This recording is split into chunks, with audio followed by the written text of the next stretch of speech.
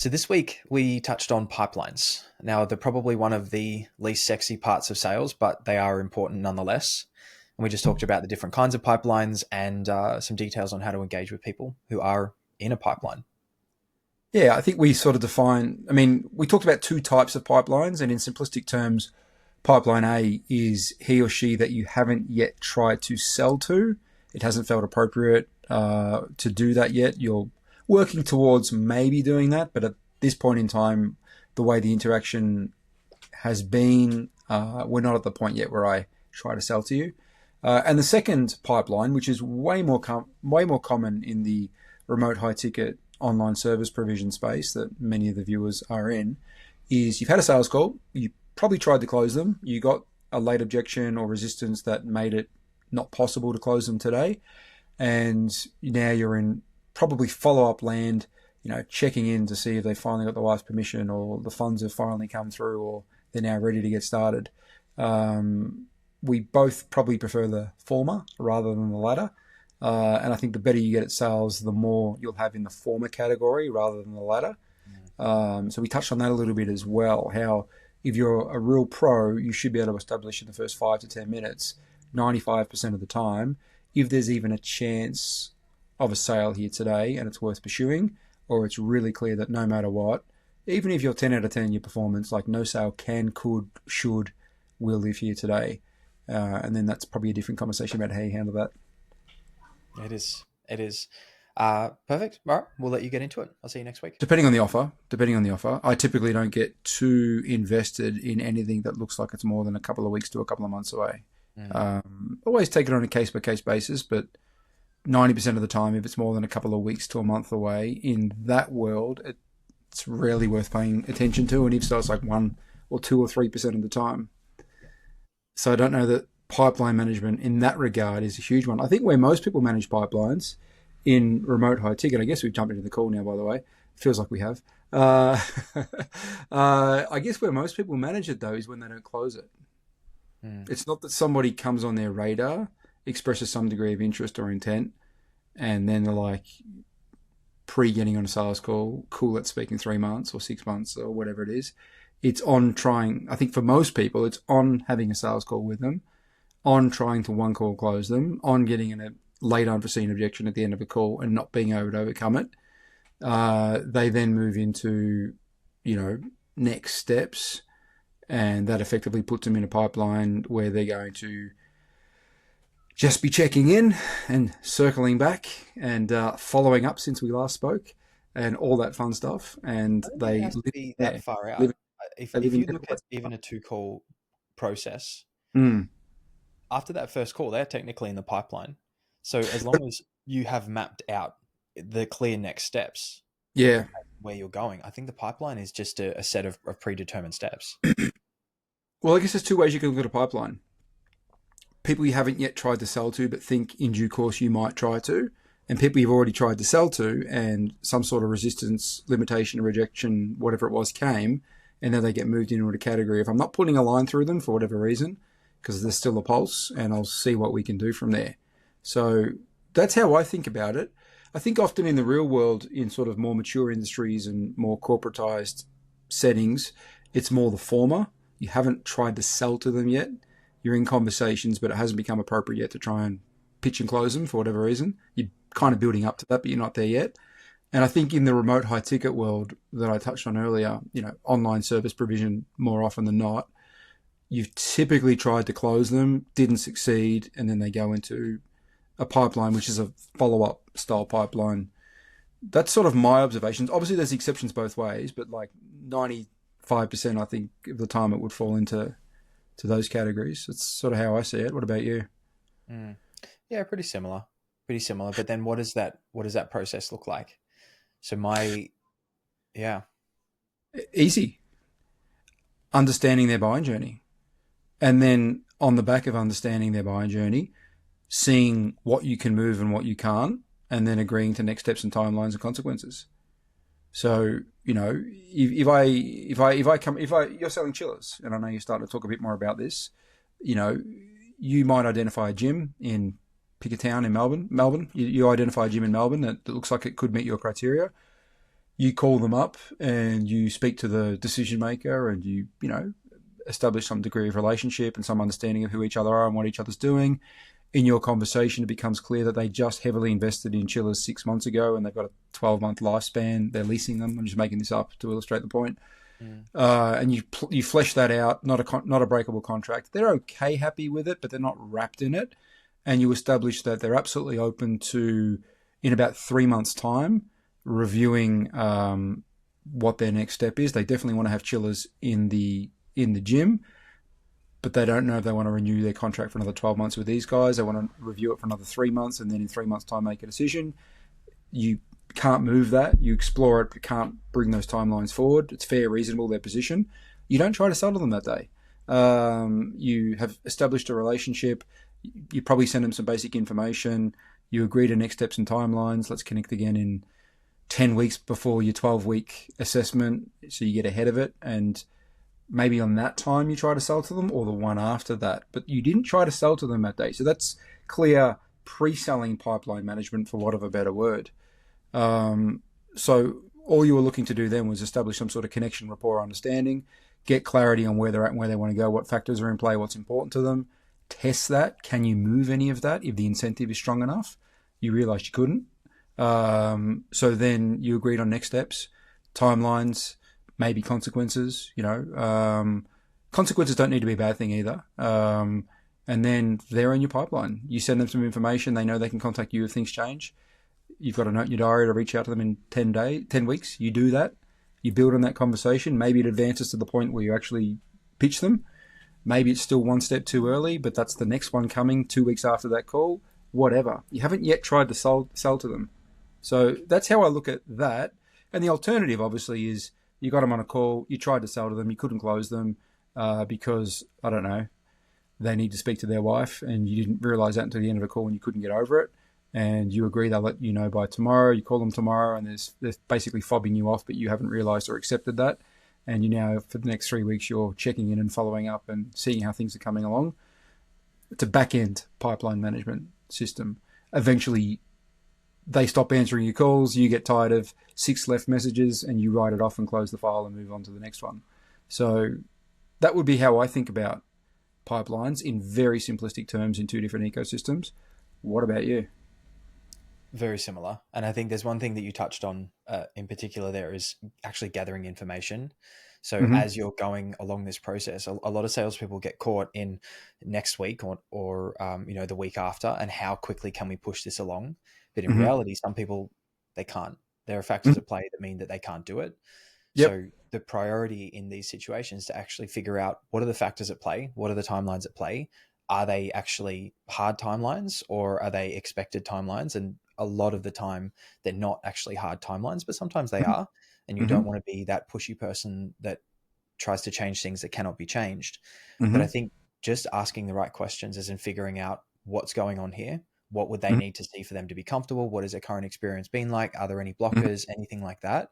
And once you have all of the rules of the game, as in, who's involved, what needs to be touched on, what needs to be said, it's a pretty easy process. And I have this weird visual with pipelines. So remember when we were kids, and it was a lot longer for you than it was for me. And you had that nice little drive by there. Yeah. So you had that. So it was like a plastic game, and it was like clear plastic, and it had a ball in it, and it had all of these levels where the ball could just drop through, and you had to kind of turn it side by side and the ball would drop through. That's the way that I visualize pipelines. So you just add all of these levels in there, and there might be a gap for the ball to drop through on this one here, but then the next one might be all the way back here. And then you realize that when you connect with all of these companies and you're having these conversations with them and you're speaking to these people, you just have hundreds and hundreds of lines. And at the start, you might have 1 or 2 and you think, oh God, I want to push these through.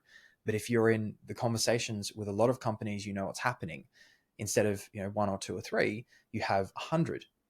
And then you spread that out over time. And then that's how you're constantly, that's why you see the really, really good long-term sales guys. They're always getting sales because they've built out that pipeline and they know at what point the deal can fall at any point in time, and they manage it according to that.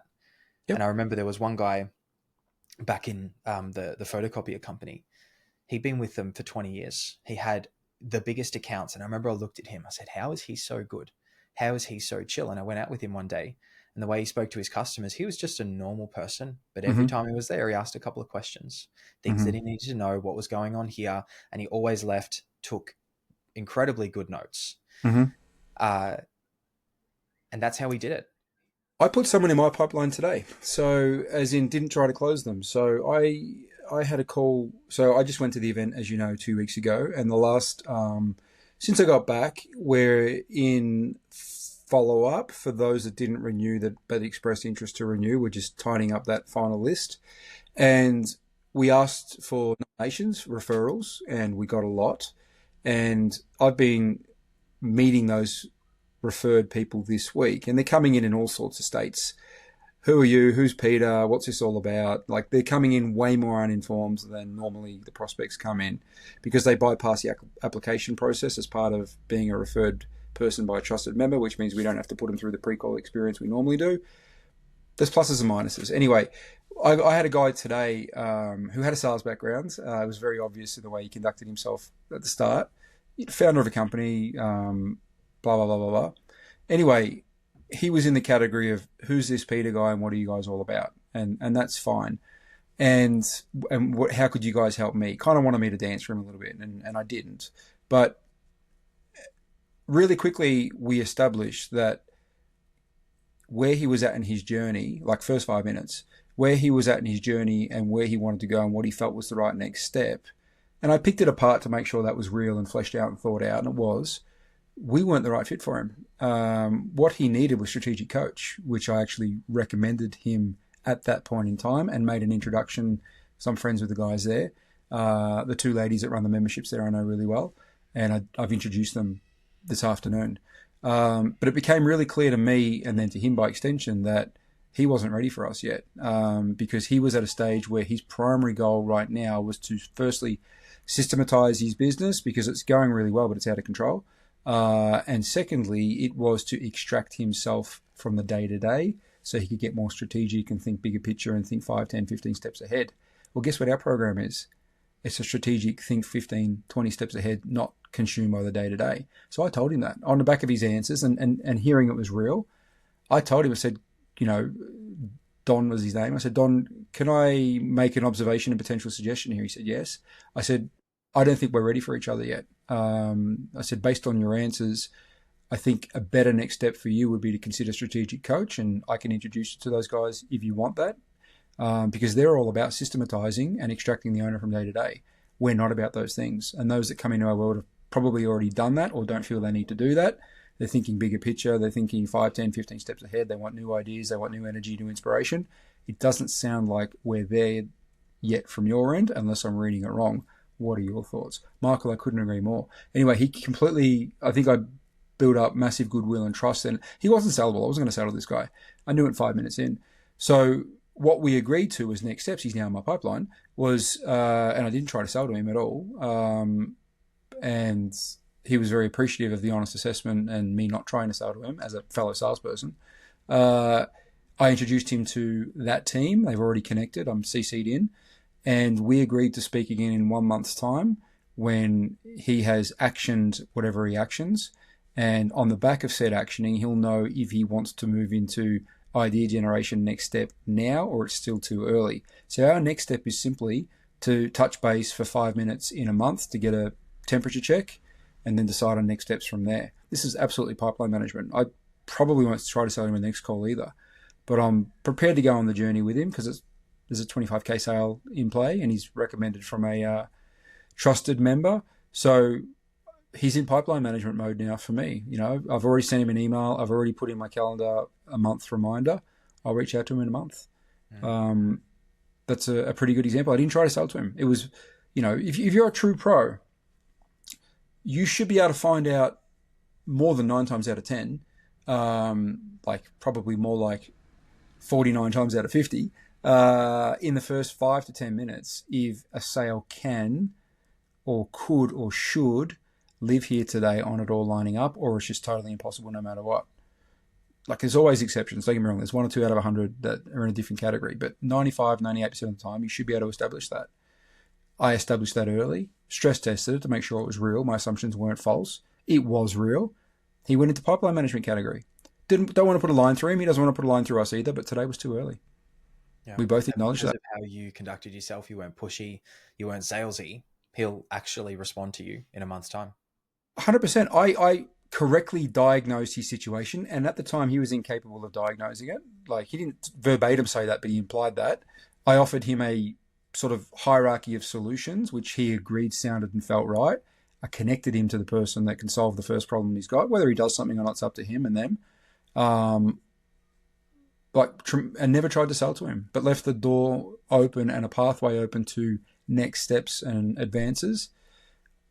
He'll be receptive when I reach out to him. I'm not saying we'll do business together, but he won't ghost me because I believe I built goodwill and the law of reciprocity. I think will kick in for a guy like that, and we'll have a conversation and we'll see where it goes. So he's absolutely in my pipeline right now. I think that's how you do it. That is how you do it. You figured out what are the factors at play, what are the timelines at play, and it's funny when you point someone in a different direction or go in knowing that, hey, we might not work together, but at least we're going to have pretty clear ideas on the back of this. It's just a different conversation. Whereas if you go in like, I must sell this person no matter what, they can smell it, they can taste it. Yep. Well, as you know, the first thing I teach my students is we're not here to sell to them. Selling is a byproduct, an outcome. We're here for the truth. We're here for an honest, well-intended conversation, focused on the truth being where they're at, where they want to go, what factors are in play, what their criteria is, what happens when they find what they're looking for, all that sort of stuff. And on getting that right, more often than not, on it all lining up, and it might not line up. There might be good intent and desire, but it just doesn't line up. Like your product's just not the best fit for where they're at. Like today. Good intent, good honest communication, where he's at and where he needs to go. We're not the right next step. But we're probably the step after the next step. And I've helped him take care of that. Once he crosses off that problem, he's on to the next problem. Okay, now that I'm out of my business day to day and I'm systematized, now I can finally take my energy to what comes next. Well, guess who offers a what comes next program? And he's got goodwill. So yeah, I was never going to try. I mean, I don't try and sell to anybody. Don't get me wrong. I want to sell to everybody, but I have to suppress that feeling because it's counterintuitive. It'll take me to a place where my energy and intent and then actions are typical salesperson-y. Pushy, manipulative, icky, trying to force yeses, trying to back you in a corner, and like I don't want to do any of that sort of stuff. As per your situation as well. And the best part is you never get more sales than doing it this way. Make sure that they are comfortable for you to reach out, and they agree. Like, when will we speak next? Who is going to do this? Because I think where a lot of people fall off is they're like, cool, we'll touch base soon, and then they send them a message the next day, and the person's like, whoa. Yeah. But then if you agree, well, we're going to reconnect in, maybe 2 weeks. Does that sound okay? Yep. On this day. Yep. At this time. Yep. You're happy if I give you a call then? Perfect. Yep. Amazing. I'll send through a calendar invite. And then when that comes around, there's no, why is he calling me? It's congruent. It's congruent with your actions in calling him or whatever the next step is, SMSing, emailing, whatever it is, are congruent with what both parties agreed to. So there's no reason to feel icky or hesitant from your end, and there's no reason for him to give you resistance or attitude either. You both agreed to this. If ever I've got follow-up, I always put it in writing after it. James, great to see you today. Here's a link to ABC that we talked about. As agreed, we're going to meet on Wednesday the 22nd at 4 p.m. Here's a calendar link. Look forward to seeing you then. If timelines move from your end, reach out before. Otherwise, see you in 2 weeks. Your action, and then the day before, I'll send him a reminder. Hey, James, looking forward to seeing you tomorrow at 4 p.m.